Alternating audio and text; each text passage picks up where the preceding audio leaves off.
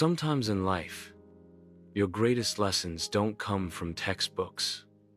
They come from the most unexpected moments and the most ordinary people. This story is about an old sage who lived in a quiet village, known far and wide for his deep wisdom and calm presence. People from distant lands would travel just to hear him speak or seek guidance for their troubled lives.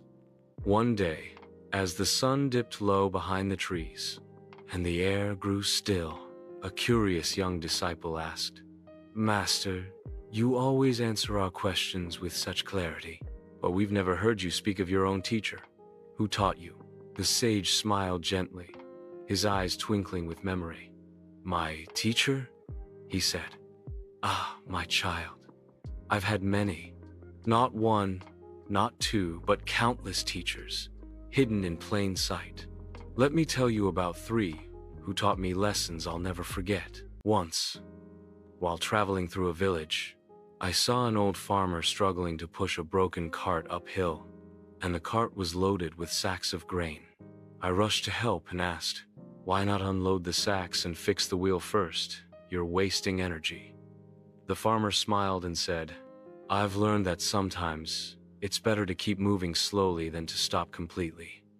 If I pause now, I might lose the strength to continue." That moment stayed with me.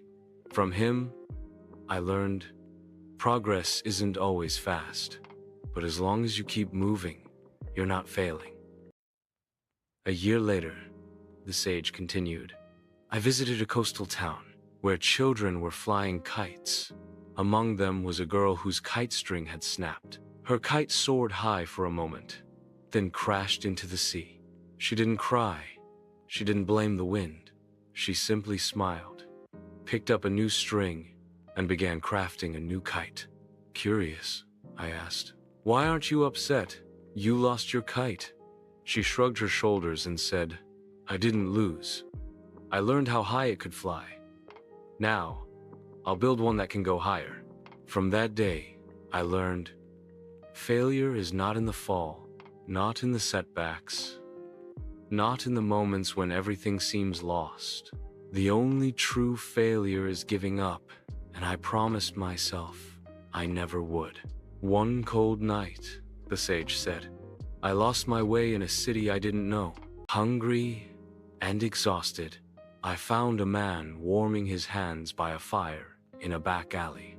I asked him, "Do you know where I can find shelter for the night?" He smiled and said, "I don't own a home. I sleep wherever I can. But if you don't mind, we can share this fire." I stayed. Over the next 2 nights, I saw how he shared what little he had with others, even though he had almost nothing himself. He was homeless, but not heartless. He had no possessions but immense peace.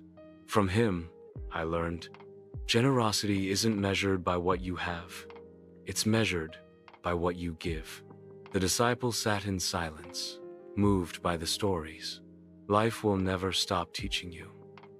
But the question is, will you keep listening? Like, share, and subscribe for more such stories.